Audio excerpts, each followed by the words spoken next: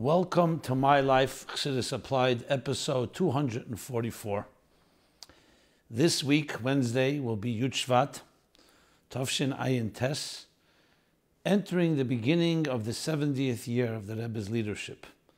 In Tavshin Yud, on Yud Shevat, was the histalkus of the Frierdiker Rebbe, and that same day, Chassidim accepted the Rebbe as Mamala Mokim.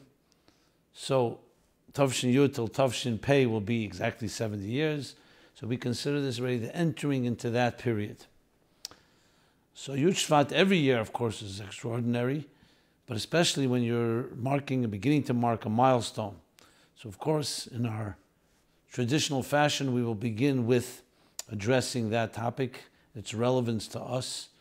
Chassidus Applied is the Chassidus of the Rabbeim, but in our situation, it is as it's funneled to us through the lens of the Rebbe, of Deir Shvi, which of course connects with 70 as well.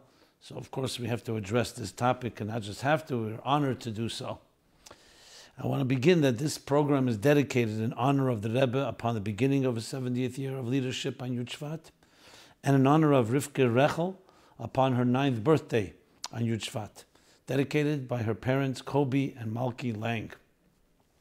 Okay, so there are many things we can say about Yud Shevat. We could talk about the Rebbe, we can talk about the Rebbe's unique form of leadership. We can discuss the different tkufis and periods that the Rebbe each year would increase and expand the activities of spreading Chassidus.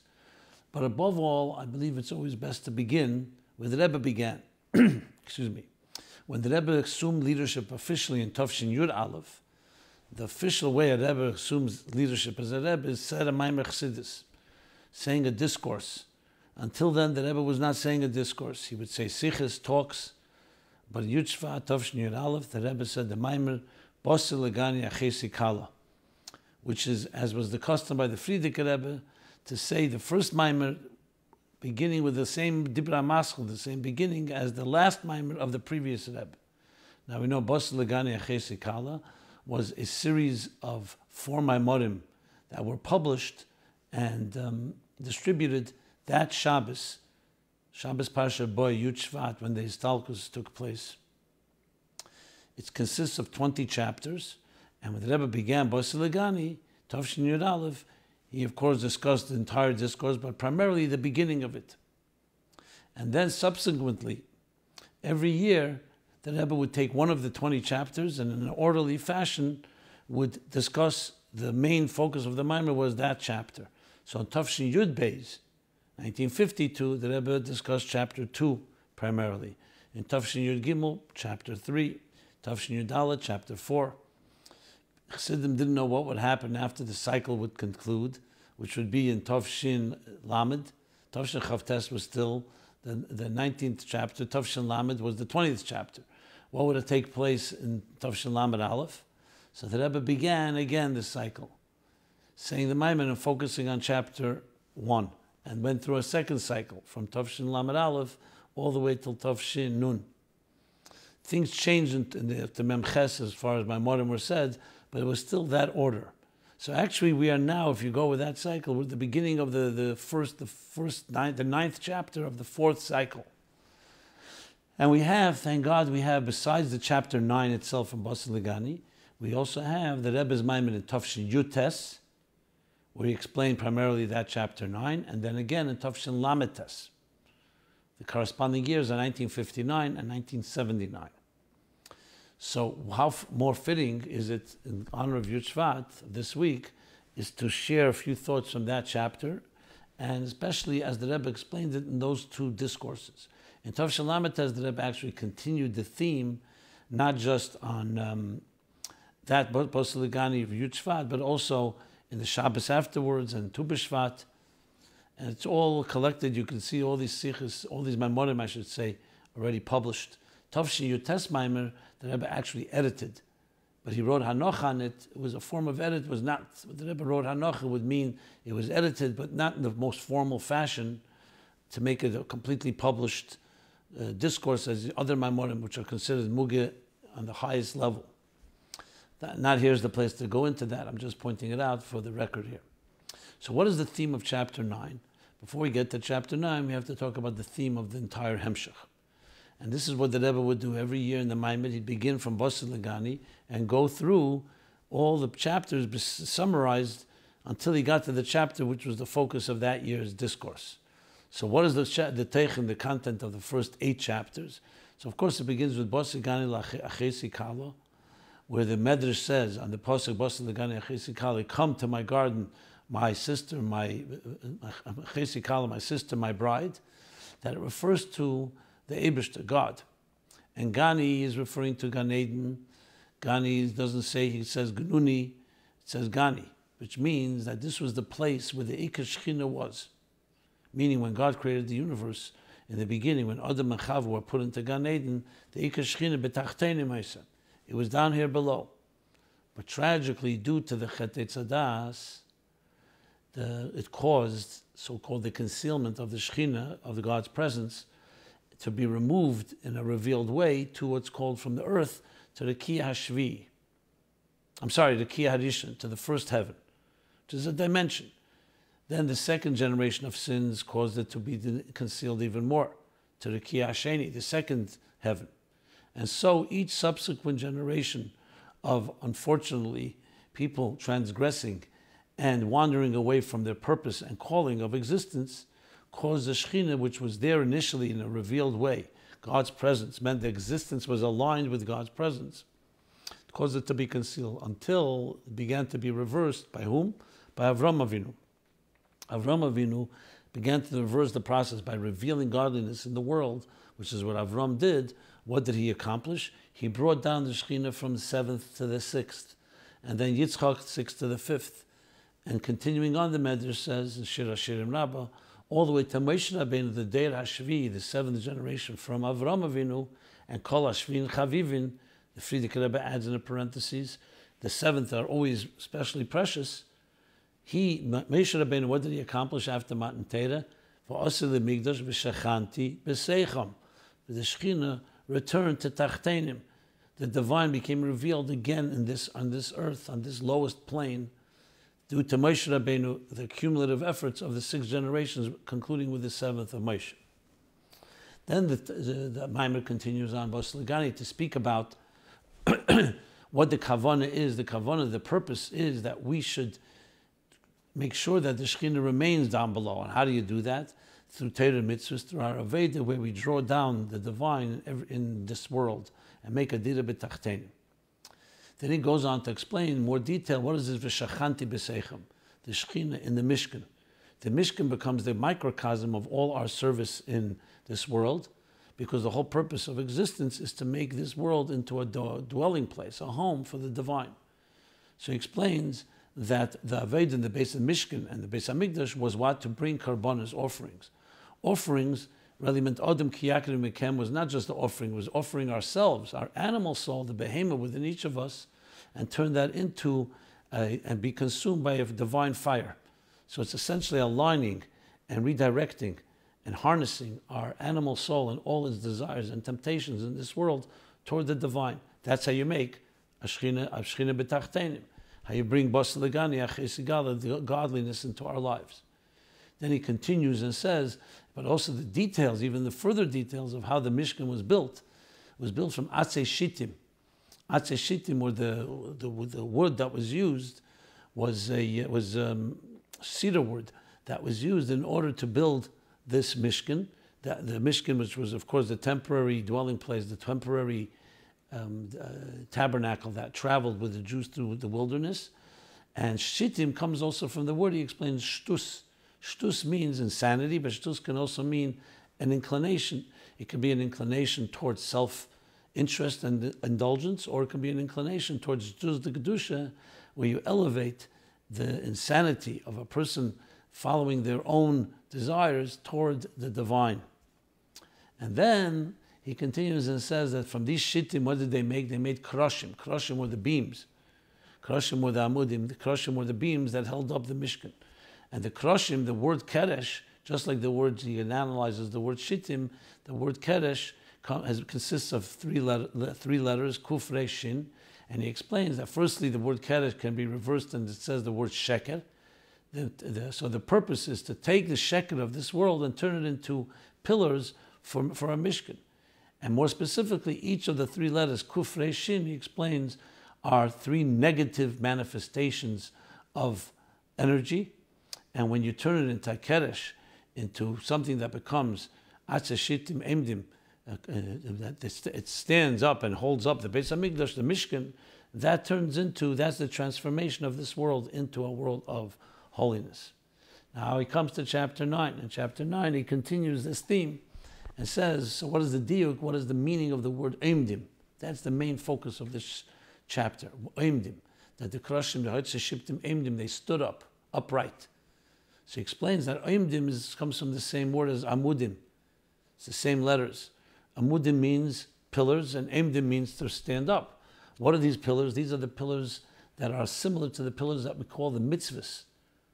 Mitzvahs are called tarach amudei eir, 620 pillars of light, and that's the Kroshim are similar to that. Then he goes on to speak, how do you create a pillar? You create a pillar by making sure that there's even pillars. For example, the letter Kuf from Keresh, the problem with the letter Kuf is that the left leg goes down too long. So you need to cut off the left leg and make it a hay. In a hay, you have two legs and a roof that are even. That's why something can stand. A Kuf, it's like one leg something cannot stand, because sheker, ein lo reglayim, does not really have anything to stand on. So the purpose here is to transform the Kuf, which is the negative forces in life, the klippa, the feminine dimension of klippa, the masculine dimension of klippa, and turn it into a hay of hine. So if you have say kanen is a rod, when you turn the kuf into a hay, it's hine. What is hine? Is divine revelation of what will be la'asad lavi. When Mashiach comes, things will be hine. You say, here, behold. So you're transforming the negativity, the concealment of this world, into a hine revelation. And you reveal the divine unity in this world, and the divine unity, the way that God is beyond any shinui. Why is that relevant here? Because when something is standing on strong pillars, it doesn't totter, it doesn't waver, it doesn't shake. When you turn the kuf into a hey, hine, then you create the Agdus Hashem, Avni Hashem Leishanisi, the divine consistency and persistence that doesn't go through any type of wavering changes. In other words, it's unchangeable, unwavering. That is transformed. This world becomes a dita for that, a home for God on that dimension. That's the summary, the chapter 9. In Tafshin Yutes and in Tafshin Chavtes, the Rebbe, Tafshin Lamates, the Rebbe explained this chapter, different points, but to sum up briefly, the Rebbe focuses in Tafshin Yutes primarily on the difference between mitzvahs and kroshim. That the language in the Maimer is kroshim are similar to mitzvahs, but not exactly. Why? Because mitzvahs, as he says in the Maimer, is mamshich, doesn't just unite heaven and earth, it actually draws down heaven to earth. Kroshim expression there is that's mechaber, it connects. Like what does a pillar do? It connects the floor of a building, in this case the structure of the Mishkan, to the ceiling, that they should become literally one. That's the language in the Maimon chapter 9. And the Rebbe emphasizes, because one is more about, Kroshim is more the Aved and Ruchnis, the Aved of transforming the Nefesh Abamis. Mitzvahs manifest themselves literally in the physicality of this universe. And therefore, they actually draw down Atzmus itself, the highest levels of the divine, even to the core divine, because this is the intention, to bring it down into this world. And the Rebbe compares it, that says in Kabbalah and Sfarim, that when you talk about a yesod, the foundation of a building, in our world the foundation is at the bottom of the building. And the whole building rests on it. The yesod l'mayla and ruchnius is the yesod that comes first, and from there it draws down into the lower levels. So yesod there is above the building, so to speak, above the structure. The Rebbe explains why. Because the kavanah is the rebetachtenim. So the yesh agashmi is, meaning the physical materialism of this world, connects all the way to the highest levels. So that's why the yesod is lamata. And as he says in Tanya chapter 36, that in the higher worlds, they're Yeridim part of Yisbarach. The higher worlds are just revelation. It's only in this world that we have the connection to the highest levels. So the Yisod is Lamata. There is a discussion what exactly the Rebbe means to say with that, because from that it appears that the Kroshim, which is not the mitzvahs like the mitzvahs drawing down, seem to be a higher dimension. But apparently from the Maimer it really comes out that it's the other way around, that the mitzvahs which come down into this lowest of world, that connects to the highest of levels. But regardless how you understand it, what it means to us personally is the fact, the main focus here is that what we can achieve in this world, no higher worlds, no level that exists can achieve that we can. Why? Because the purpose of existence is given to each one of us in this material world. And that's the focus of the whole Maimer of Basi Lagani. That the beginning, Shekhinah, the divine, was in this world, not in the higher worlds. But then, due to human errors and human transgressions, that was concealed. So our job is to bring it back into this material world. And the Deir Shvi, as the Rebbe said in the first Maimer of Basi Lagani in 1951, Tafshin Yud Aleph, just like the Moshe Rabbeinu accomplished it then by building the Mishkan, we accomplish it now through bringing the Geula, which will be the ultimate shleimus of everything, because we're the Deir Shvi. In the Tafshin Lametes Maimer, the Rebbe interestingly focuses a lot on why the Kroshim Eimdim was only in the Mishkan, not in the temple in the Beis in Yerushalayim, not in the Beis Hamikdash. Usually the Beis Hamikdash is considered superior to the Mishkan. And the Rebbe explains why, because the Mishkan was built by Moshe Rabbeinu. And Moshe has this power to create this unwavering and incessant and permanent connection. Now, he doesn't say it explicitly, but of course Moshe Rabbeinu of every generation. So Moshe Deir Shvi then, and the Moshe of our generation, Deir Shvi now, focuses all on the power to ultimately finish the job of transforming this world and making it a Dira B'Tachtenim. And by cutting off the left leg, or shortening, I should say, the left leg of Kuf, which means the indulgences where we immerse ourselves too much into the material world. So the goal here is not to eliminate that. We don't believe in asceticism. The goal is to harness it and turn it to a hay, that it becomes hine, where we can actually behold. So in very simple terms, practical terms, each one of us in our own way has to look at our lives and see where in my material life can I focus. Instead of indulging, how can I minimize that indulgence? And where can I redirect my material activities toward divine ends? This is the essential applied Chassidus of chapter 9. And when you do so, you're actually reaching the highest levels above. As the Maimer Tafshin Yates, he explains it at length, how the lowest levels you connect to the highest levels. He brings there the three examples from the Mitler Rebbe in explaining why why in the end you see the power of the beginning. So of course I'm not doing justice to the full chapter and definitely not to the Rebbe's explanations, but I wanted to talk about one key point, which is the main focus of this, the Amudim, to make things stand strong. And we can achieve that only in the lowest levels where when you have a pillar that stands on strong grounding, has strong foundations, that's what it lifts up the entire structure, that it should be in a state of permanence and not wavering. And that is the power that we have. And that's the key focus of chapter 9. Okay. With that, I'd elaborate a little more than I usually do because of Yud Shevat, and of course a special Yud Shevat discussion here. But I will also point out that the Rebbe, in his work, what you see, what did the Rebbe do more than all the Rabbeim till him? Obviously with their Keiches, Deir Shvi comes the 7th after the 6th before him, is you see exactly that. No Rebbe was focused so much on Tachtenim, sending Shluchim all over the world, reaching people of all backgrounds. When you talk about the Alter Rebbe and even the Frierdiker Rebbe, most of their work was internal, was with Chassidim that were in their inner circle. Even when they did reach out, it wasn't to this extent. Now it could be they didn't have the opportunity, it wasn't yet the time, but the Rebbe went literally in a Tachtenim level. And to do what? To establish Meizdis, establish Eimdim. Pillars that stand on strong foundations, a permanence in Golus, that it should be prepared for Geula. And the Rebbe always focused on that, Shnas HaBinyan, to build. And building means taking something from the ground level, connecting it to heaven. That's what an amud is. That's what a pillar is. It connects, like the Maimer says, the ritzpah, the earth, the floor, to the ceiling, to the point that they become literally one. In Tov Shalom Etez, there's an interesting footnote from the Rebbe. What means literally one? That's more than just what you usually say, a good thought brings good things. Here, which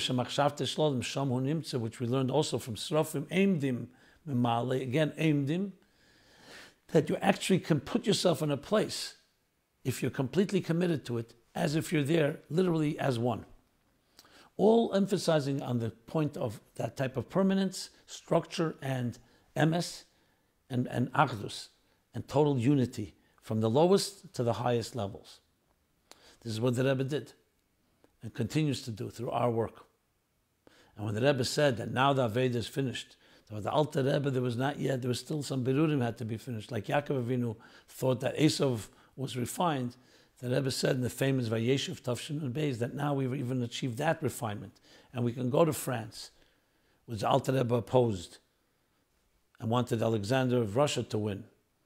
You can go to France, you can go into the material world, and even the core, the belly of the beast, so to speak, and transform that as well, as he explains in that Sikh Vayeshev Nun Beis, Mitziyusi Matzmuse, to take that world itself and turn it into a Yesh HaNivra, should become the basis of the Yesh HaAmiti, of divine presence in a permanent way.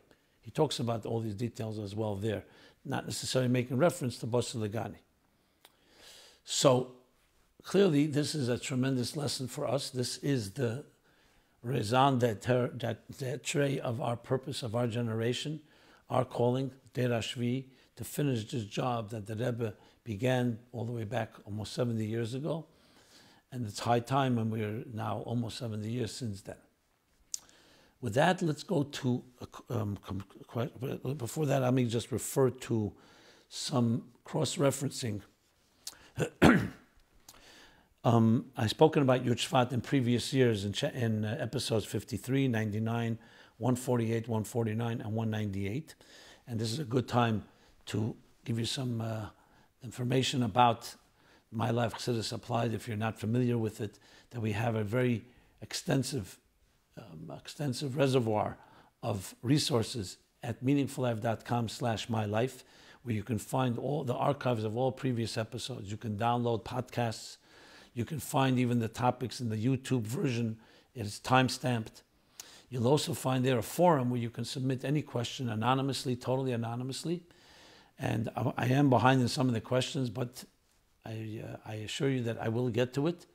So please don't hesitate to write any question, completely anonymous, as well as you can also look there, and this is a good opportunity to segue into that. We are right now in the first week of the contest, this year's annual My Life Chassidus Applied essay contest, which will award $10,000 to the winning essay that will apply an idea in Chassidus to a personal issue or a contemporary challenge of our times.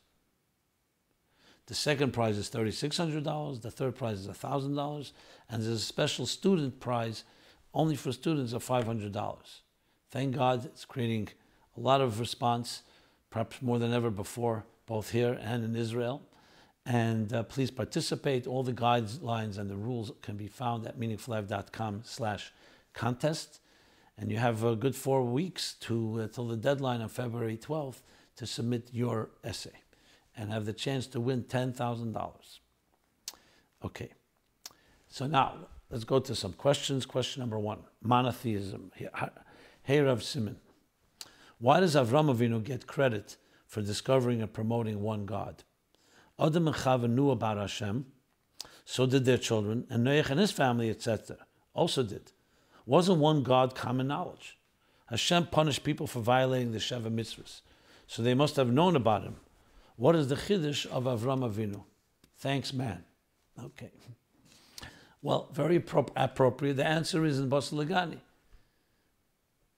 So even though Adam and Chava were in Gan Eden, and yes, they knew of God, and so did the generations after them, but their transgressions, Their transgressions conceal the divine presence.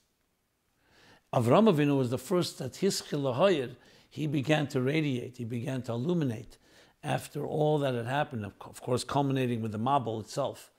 The Mabul was the great flood.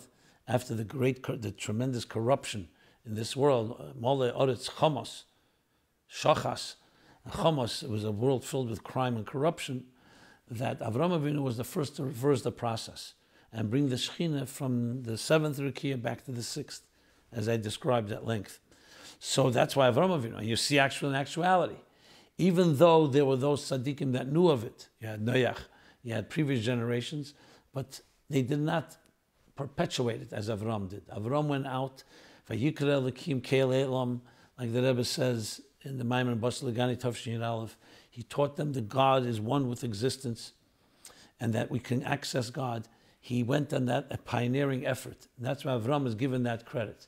So yes, Sheva Mitzvah B'nei were given. Some people completed, some people fulfilled them, but you did not have a movement that actually would transform the world. And Avram Avinu led that movement. That's why he's given that credit. This doesn't take away from other individuals, but on that scale and that type pioneering way, and actually building a home and a family that till this day, Yitzchak, that would lead to Yaakov, that would lead to the Shvatim, that would lead to all the generations of Jews till this day, goes traced back to Avram Avinu. Now, of course, Avram came from Shem, son of Noach, and Noach came from Adam. But who led the way? It was Avram Avinu. He began that process that was concluded 7 generations later with Moshe building the Mishkan, and the rest, of course, is history. Okay, next question.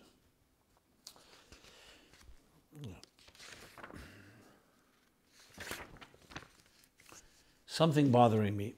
Rabbi Jacobson, each week I watch your weekly program, My Life Chassidus Applied.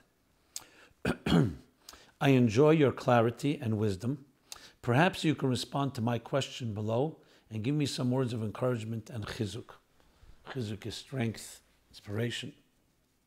Thank you very much in advance.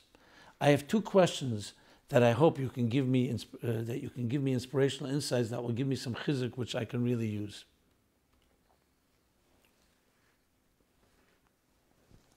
I come from a Lubavitch family. In the past 2 years, my life has experienced a lot of bad. 3 close family members passed away in this period, all unrelated circumstances. Plus, I've had other hardships and aggravations. This has caused me a lot of grief. I am a broken man, having a hard time coping with day-to-day life. Perhaps these questions are a result of that. Sorry for that. So the 2 questions that he poses. My limited understanding of Tanya is that every single Jew is expected to be a Benoni. Looking around, I don't think there are more than there's more than one Benoni from Tanya for every 100 million people in the world. How could Hashem create a world with expectations that are clearly not attainable? If I open a school and only have 0.000001% passing, I would need to either lower my standards or close the school. Okay, question number 2. In the past 2 years, I went countless times to the Rebbe's oil, said literally thousands of kapitlach Tehillim, that's chapters of Tehillim, of Psalms, made, in the most part, kept positive achalotis, resolutions, spilled buckets of tears, and everything turned out exactly as it seems it would for lahavdil, someone that didn't do any of these things. What is the point of all this? I think sometimes that all I did only worked against me because it put my hopes up. I believed Hashem will help. The fall was much harder now. Please share with me something positive, some chizuk. Thank you so much. A broken heart.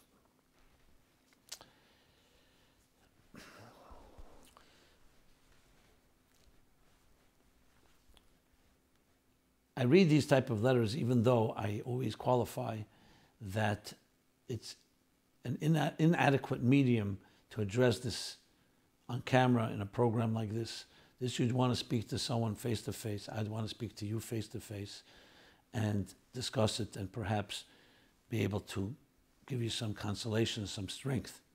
But due to the the blessings of technology, we do have this medium and this platform. So let me do my best that I can under the circumstances. But it still does not replace having a real friend, having someone you can trust and speak to, because there's a certain strength we give each other in that type of personal connection. If you do want to reach out, please write to me.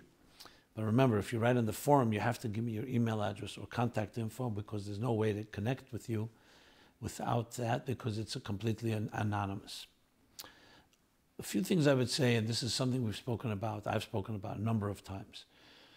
I don't know if it was a Chabad Rebbe, but there was some Rebbe that once said to a person who suffered greatly, he said, I don't have answers for you, but I can cry with you. We don't understand God's mysterious ways. That doesn't mean that we become victims and just fall on the floor and lie down to die. It means that we recognize that there's a greater mysterious path and there's a greater good than everything. That doesn't mean we don't cry over our losses. And my heart goes out to you over what you describe. And though I don't know who you are, I don't know what you experienced, but just the heart-wrenching words you pose here are enough for me to understand that you're dealing with a lot of pain. What I would say is it's critical at times like this to connect to someone you love, to someone you trust, to someone that has Chassidic education that can help you have a position of being tied above so you don't fall below. Because it's precisely these times that become so overwhelming that we lose hope and we lose strength. That's precisely why we need more than ever to reach out. So you must reach out. The fact that the prayers that you said, the tears you shed, and everything else you described, you have not seen its results does not mean there are no results. It means you haven't seen them yet. But regardless, you must have people in your life, at least a person, if not more, that can help. That doesn't mean they'll have answers. That doesn't mean they'll be able to just relieve the pain. But there's someone to talk to. There's someone to hold your hand. Someone that can give you strength. What I can say is using this program here, using everything I've learned, where we learn glean strength from the Rebbe, from the Rabbeim, from Chassidus. Because it teaches us about our neshama, about our souls. It teaches us about the strength that each of us is blessed with. And it teaches us that we can access those strengths and we would not be given a challenge that we could not overcome. One of the most commonly used terms from the Rebbe, especially when dealing with challenging situations. So my chizuk to you is, and my strength words of inspiration are, there is no such thing as hopelessness. It's unacceptable. The fact that you're here, the fact that you're breathing, the fact that you have the strength to write this means that God has blessed you. And now we have to find a way to access those deeper strengths and actualize them in your life. And you must reach out. It's very, very difficult to do alone, because alone we're part of the problem. Now, I would also refer you to listen to episodes 11 and 83. I don't mean to be so technical under the circumstances, but I did discuss these ideas more at length there. Now, regarding your question about Tanya, and it's interesting you say that may be the reason you're asking the question is due to your feelings. I think you're asking an excellent question. I've actually never heard it posed quite that way. The question has always been asked, how does the Alter Rebbe say in Perek Yudalet in Tanya, chapter 14, that midas zu, midas ha-Benoni, in midas kol odom v'achrei kol odom v'achrei kol odom yimshach. That the midah of Benoni, which means what, as it explains in Tanya, not according to the way that most people interpret it, but a Benoni is someone who machshava dibra maisa, his thought, speech, and action, never has done and never will do an Aveda. That which is inadvertent, not in his control, he has no control over. So in his levushim, he's like a tzaddik. He's not a tzaddik because a tzaddik has actually transformed his faculties, the animal soul. A Benoni has an animal soul that's active, but he controls its expression, both in thought, speech, and action. The Alter Rebbe says it's midas kol odom. This is the measure, this is the midah, this is the standard of every human being. And every person is drawn toward there. When we see who has that state, that never did an Aveda, never will do one. So that question has been asked, and the answer given there is the Rebbe says, "B'matzavei ke'es." In Perek Yud Beis, the Rebbe says, in his present situation, he is in a place where he's like never done an Aveda, never will do one. That, of course, opens it up to all of us. But that answer also answers your question. I just never heard the question posed quite in such stark terms. That if out of 7.5 billion people, I know we'll say Tanya is only for Eden, let's talk 14 million Eden. You can barely find this percentage, I'd say even less, one Benoni. So whom was it written for? Something that's unattainable. But according to the Rebbe's beard, it is absolutely attainable. Because you're not talking, the most literal sense, yes, a Benoni never did an Aved. But everybody can reach a level as if they never did one because they are right now in a new state. And that answers the question. So the Alter Rebbe set a standard and said every one of us can access that standard. The fact that people don't, even if many people don't, does not mean we shouldn't live up to, we shouldn't have that standard. Now, if the standard was unattainable, period, is one thing. But according to the Rebbe's explanation in Tanya, and you have to say that, because he says, everybody,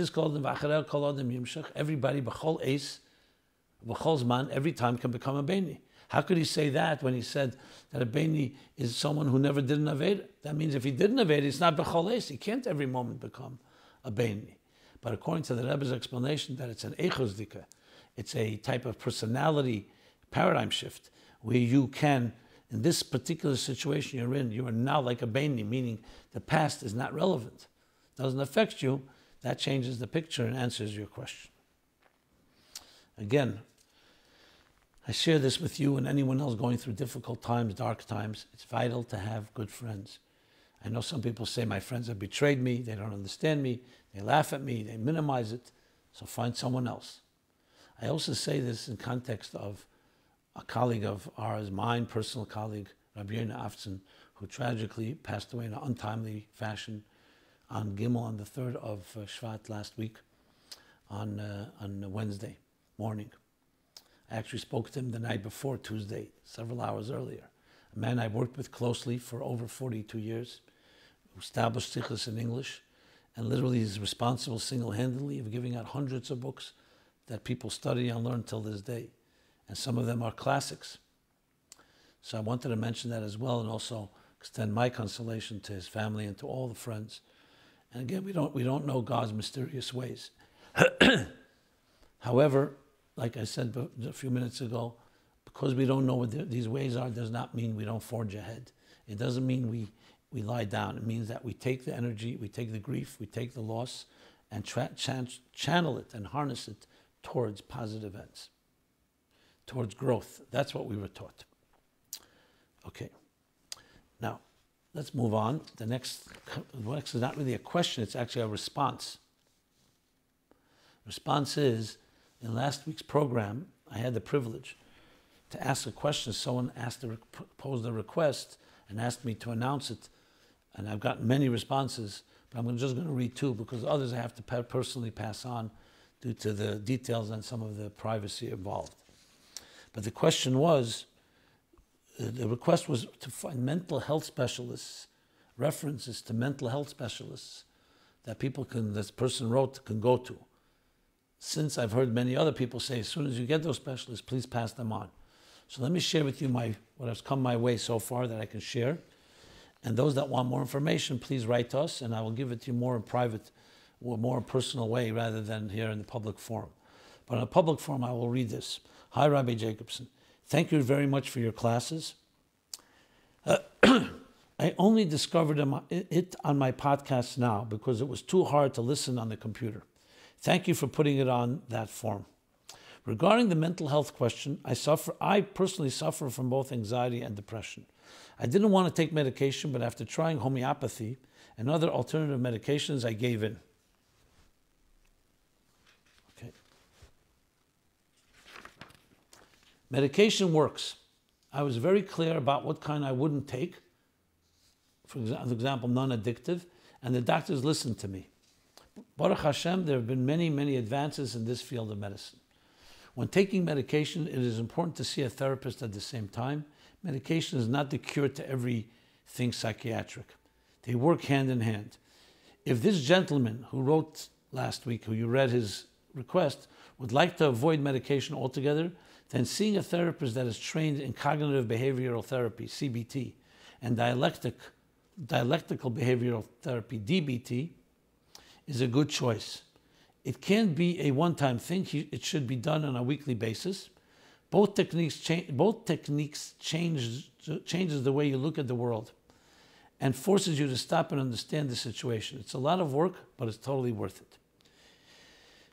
I refer him to contact the Relief Center, www.reliefhelp.org, and they will be able to give out referral. If he's not in New York, they can give phone numbers to other large cities like LA and Baltimore. I am currently in Cleveland, so I could give info from here too. If he has any further questions, I'd feel more comfortable if we can go through your office, as I would like to keep this as private as possible. Thank you for your inspiring classes. A second person writes, I listened to the latest episode and someone asked the audience for suggestions on mental health doctor. I personally went through some big bipolar disorder and depression. I was on medication and now I'm off, thank God. I just take a few supplements. With the help of a great doctor, here's the website, www.holisticmd.org. He's a very nice guy and really cared for me all these years. Highly recommend him. Please feel free to ask me anything about it for more information. And we received several other comments and responses. I'll just orally share one or two that I both heard in writing, received in writing and heard from people who really thanked me for using this platform to allow that to happen, because many people are really embarrassed, pride, and a lot of stigma involved to reach out. So thank God we can use this opportunity to allow people to find right referrals. Of course, any referral that you hear, you need to double check with your local practitioner or someone that's an expert. I can't take responsibility for any of this because I don't know who they are.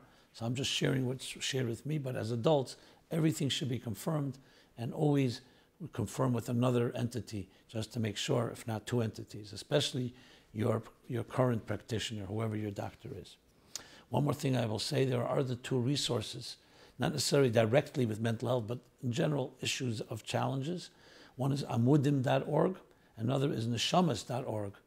There are helplines there, and they're well equipped with a lot of resources to refer you to professionals as well, and you can remain completely anonymous in doing so. Okay, may we not need to go through any more such things, but as long as we do, we should be there for each other. Anyone has other resources, any referrals, please don't hesitate. This is really a matter of life and death for many and can help people, so let's do whatever we can to help each other in this regard. Next question. Okay. Is the emotion code in line with Judaism and Chassidus? May we use it? Should we use it? Does it work? Thanks. Okay. Now, I'm not so familiar with the emotion code that you're referring to. I assume you mean the book and the movement that has evolved from it, which has emotional interventions. I did not study it well enough to be able to tell you that it is kosher and that it's using only methods that the Torah would condone and sanction. However, I will say as a general statement, and I've talked about this a number of times, Chachma b'goyim tamim, meaning the nations of the world have wisdom. There are therapeutic models and methods and methodologies that are absolutely working. The Torah says, Nitin l'reshus l'reif l'rapis. The Torah gave permission for a healer to heal. It doesn't say only a Yerushalayim healer, a healer. So the fact that there are methods out there that have been developed should not surprise us, and many of them may not be directly in Torah. It's true that one of my objectives, and I've talked about this many times, is to create a Torah-based model of psychology. But part of that would be to work with psychologists out there that's very consistent with Judaism. For example, among the different schools of psychological thought, we know the Rebbe leaned most toward Viktor Frankl's man's search for meaning, logotherapy, as opposed to Freudian, the id, and other schools of thought. Because there is wisdom there is an approach, and there's even a clinical methodologies that have been developed that have a lot of strength. If we can combine the best of both worlds, we'd have the best. As far as the emotion code, I cannot endorse it, I cannot criticize it. I don't know enough about it. If you see something specific there, that bothers you or you think is questionable, by all means, write to me and I'll be happy to address it. I did do a little looking around. What I saw that was really basically mapping out the emotional so-called genome of the human being and addressing emotional challenges in a secular way. And some of the interventions may not be completely Torah-based, but it doesn't mean that the principles there are not accurate. And at the end of the day, it is a man-made system. It's not a Torah-based system, but there's much wisdom that comes from that direction as well. Again, if there's more details, I'd be happy to address it in more specific detail. Okay, now we have several follow-ups. Follow-up number one actually goes back to episode 214. We're now in 244. So I had spoken then, it was a very heart-wrenching article written about teens drowning in our current times. And I addressed it a number of weeks, one after the other, and there was a lot of feedback. A lot of things came out of that. I should add, many things that are discussed in this program, I don't always share. But the fact is, there are an outgrowth of it in many good ways, results, because either the topic comes up and then people follow up. Some people speak to me about it. There's been very, very powerful currents that have been initiated, and this program has been a catalyst for it. I find that to be a tremendous gratifying thing, and most importantly, a great schus. So I mention it only because I think it's a lesson to all of us that when you make your effort, the Rebbe brings very often in the letters, it's chazaka, it's established that an effort will not yield no results, will be fruitless. In other words, everything will bear fruit. Sometimes you see the fruit, sometimes you don't see it immediately. But I can testify myself from many of these things we talk about.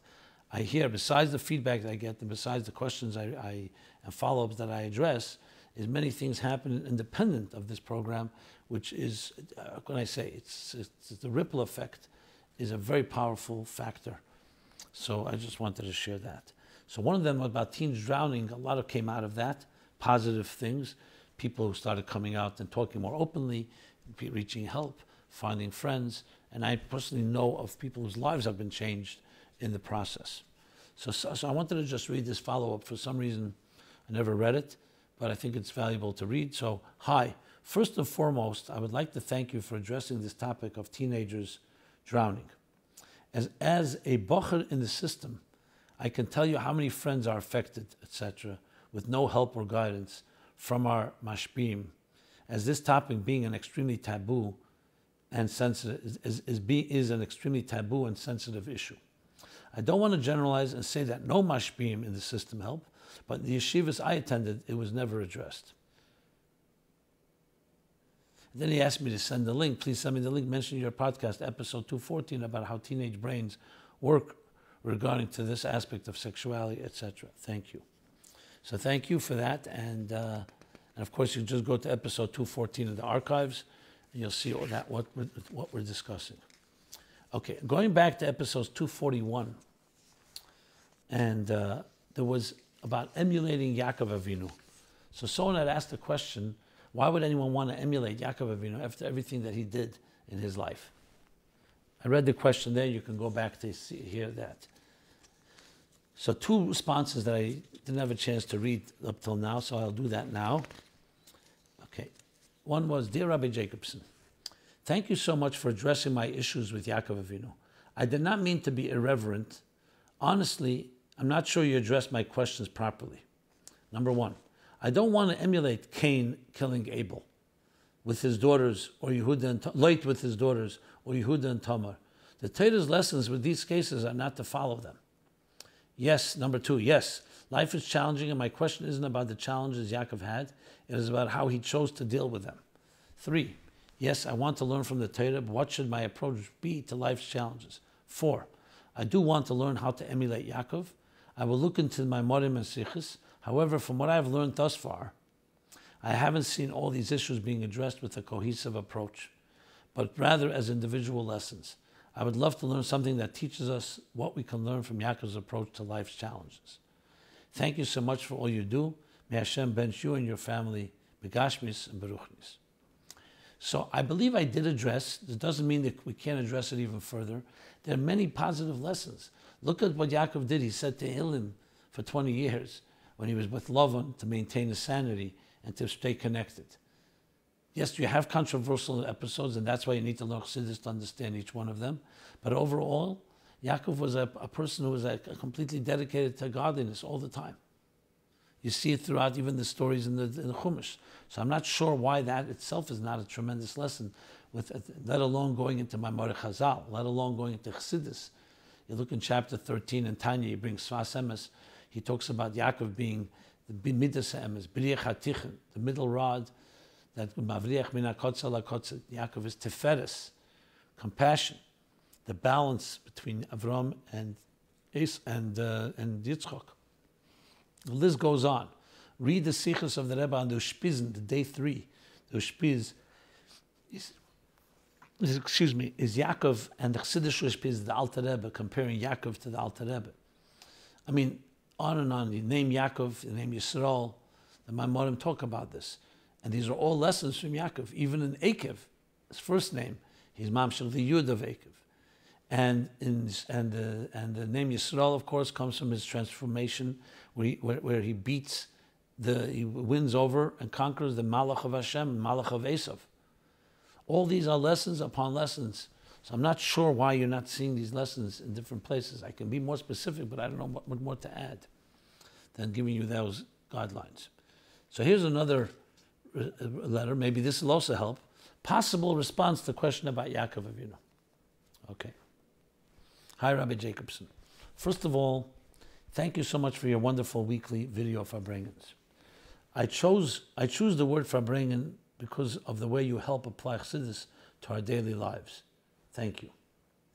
I watched episode 241 and have a possible response to the question about Yaakov Avinu. I'd love to hear your thoughts about this. Okay. Yaakov, from a very young age, saw his life mission as furthering the mission that Avram and Yitzchak started, the mission of living a life dedicated to Hashem and spreading the message of monotheism and goodness, kindness, and justice in the world. Of course, part of that mission is to have children who will carry on the mission. So he set about solely focused on that mission. His view constantly was that he needed to fulfill his life's mission, and he would dispense of anything that jeopardized in the most efficient manner, in any way that would help him stay focused on his mission. Confronting things head-on in a way that may jeopardize his mission would be counterproductive. Yaakov understood that in order to fulfill his mission, he would be more equipped if he had the birthright, so he knew he had to get it from Esav. Now, as a younger man, he was willing to take more risks. Thus, he struck a hard bargain with Esav for the birthright, as he knew he needed that for his mission. By the time it came to get the brachas from Yitzchak, he realized that his father was going to give the brachas to Esav, for his father saw Esav's potential. Yaakov recognized that he needed to get the brachas for himself, but he also knew that if he just went forthright and told Yitzchak that he purchased the birthright, Yitzchak would not be happy about that and not give him the brachas. As Yaakov was already 70 years old and more risk-averse, he hesitated in carrying out the plan to deceive his father until his mother pushed him into doing it. So too, when he ran away from Esav, it wasn't that he was meek or unwilling to confront Esav, but in addition to the fact that his parents wanted him to leave, he saw a confrontation with Esav as jeopardizing his mission of living a life dedicated to Hashem and of spreading the message of monotheism and goodness, kindness, and justice in the world. So to protect his mission, he thought it smarter to run away. With Lavan, he recognized that while he preferred to have married only Rachel, having multiple wives would give him a chance to bear more children who would carry on the mission. So fighting Lavan, the deceiver, wasn't worth it. In a way, Lavan had helped him carry forth his mission, more wives equaling more children. When it came time to leave Lavan, the main thing was to protect his children. All else was secondary, even if it meant leaving without saying goodbye. When he was confronted by Esav, he sought to pacify him, again, because his eyes were on the prize to fulfill his mission. Confronting him would only jeopardize that mission. When Dinah was raped, this struck deeply into his mission as it hit the future generation. But once it was done, he didn't want to jeopardize the rest of the family who would carry forth monotheism etc. He even thought that once Shechem had raped Dinah, maybe he would make the best of a horrible situation by getting the city to circumcise themselves for Hashem. When he came down to Pari, he wanted to detract attention from his family so they could live quietly serving Hashem. He downplayed his life and wealth so Pharaoh wouldn't seem as a threat. Does this view of Yaakov bear consideration? Yes, absolutely does. I'm glad you went into details. Of course, each one of them we can comment on and argue about, but I don't want to go into it right now. I suffice it that you've read what you wrote, and I hope that is helpful. Another follow-up, completely unrelated, was about singing in the restroom. So I spoke about that as well in 2 episodes back, 242. Shalom Avracha Rabbi Simon. Firstly, it's hard for me to believe that it's already 5 years old that I'm glued to your program every Sunday night. You have no idea how many people you helped and changed in that time. I was pleasantly surprised this morning that at 11 a.m. I was already able to hear your weekly episode. Yes, as an aside, sometimes when I travel, I need to do that. But generally speaking, it's live at 8 or a little earlier. Let's go on. Last week, episode 241, you read a letter from a mother with a heading of singing in the bathroom. To be honest, there are times that I can know where the question is going by the heading. This one was different. I thought she was going to ask about the toddler singing Chassidic Nigunim and or the 12 psukim while in the bathroom. As you have said in today's episode, number 242, that a nigun can uplift a person. I feel that last week you should have reinforced what was said by the Rebbe that Goyish music is metame, it defiles the mind. Explicitly by the writer saying that her issue is getting a nigun stuck in her mind. With all that's going on these days, I was a bit surprised that you didn't use that opportunity. Thanks. Oh, a second, no. Sorry, no. When my 3 and 4-year-olds would come home from daycare, they would go to the restroom and sing Nigunim in the bathroom. Our mashpia said, just leave them alone. Eventually they will understand that the bathroom isn't a place for Nigunim. That's exactly what happened. Tiskul and mitzvahs, keep up the great work that you are doing. Okay, no comment necessary. That's that. Okay. With that, let me go straight to, I believe, just checking. Yeah, the Chassidus question of this week I've covered in the beginning of this program by discussing the theme of chapter 9 in Basi. So we're not going to have another Chassidus question. What we'll do now is the My Life essays. So we have 3 essays, as always. We reviewed essays that came in over last year's essay contest. And these 3 are freedom from the forces that enslave us. Levy Yitzchak, Naki, age 19, Hertzaliya, Israel.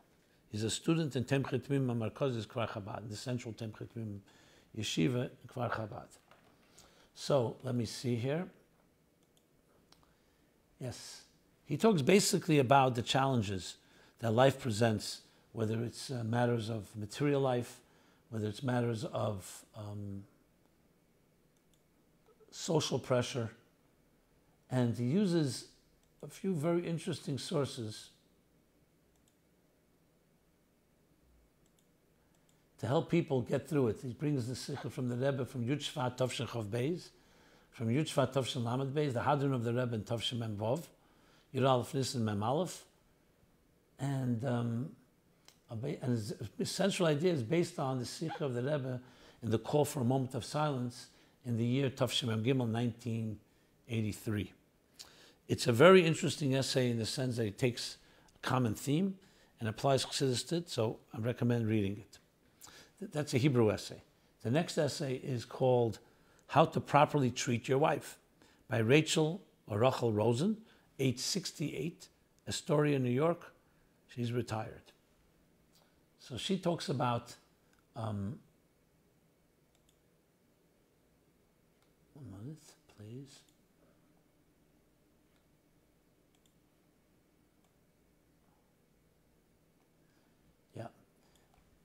That in general psychology, and she's also heard different rabbis speak about 2 approaches. One is to convince the animal soul that it should do the right thing.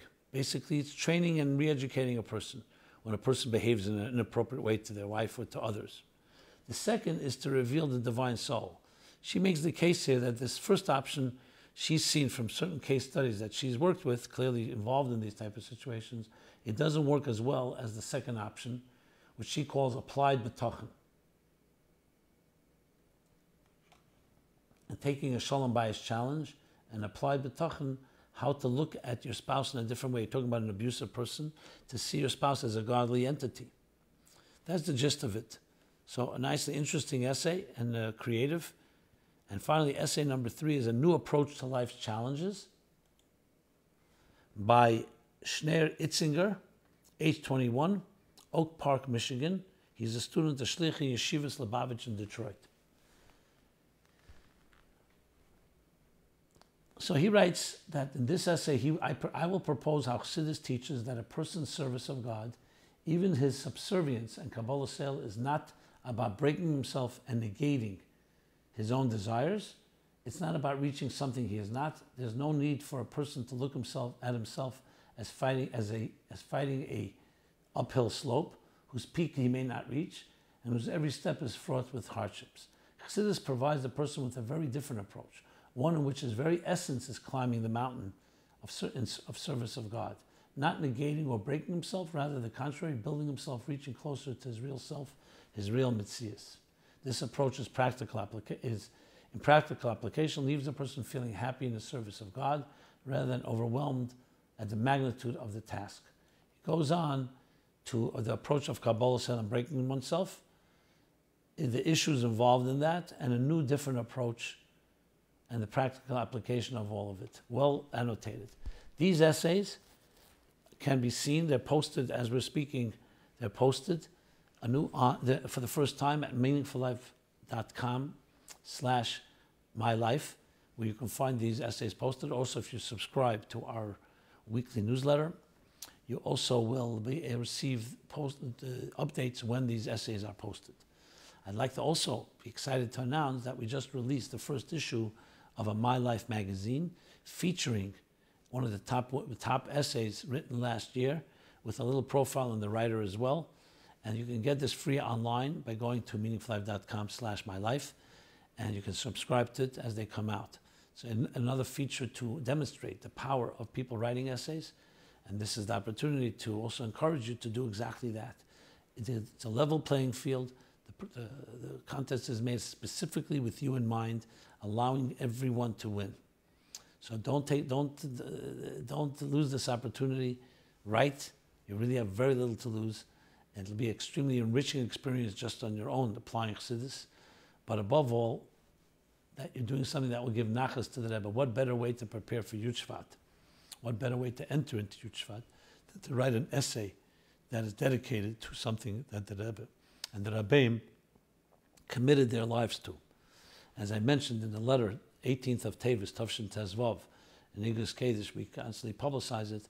The Rebbe writes exactly that in preparing to Yud Shevat, the students should write an essay talking about the Frierdiker Rebbe and his work and so on.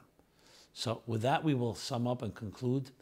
This should be a very blessed week, a week of the Siyas, of Yud Shevat, b'mechazik diskashus, to strengthen our connection to the Rebbe's Torah, to the Rebbe's directives, the Rebbe's actions, and actually finish the job of this Deir HaShvi, the 7th generation, to bring the Geula down lamata masoret tvachim be'efen nitzchi, in a permanent way, amudim, make pillars, a pillar that stands firmly on the ground in this world but reaches up to heaven and makes them all one, that Ruchnis and Gashmis become one. We're here every Sunday, 8 to 9 p.m. My Life Chassidus applied. Everyone be blessed. It should be a very powerful week, a powerful Talmud. And I should also mention that we rely and depend on your sponsorships. Please consider dedicating a program or a series of programs to a loved one, or in memory of in memory of a loved one, or in honor of a loved one. We should only hear good news, and we will see each other next Sunday. Thank you. Be well.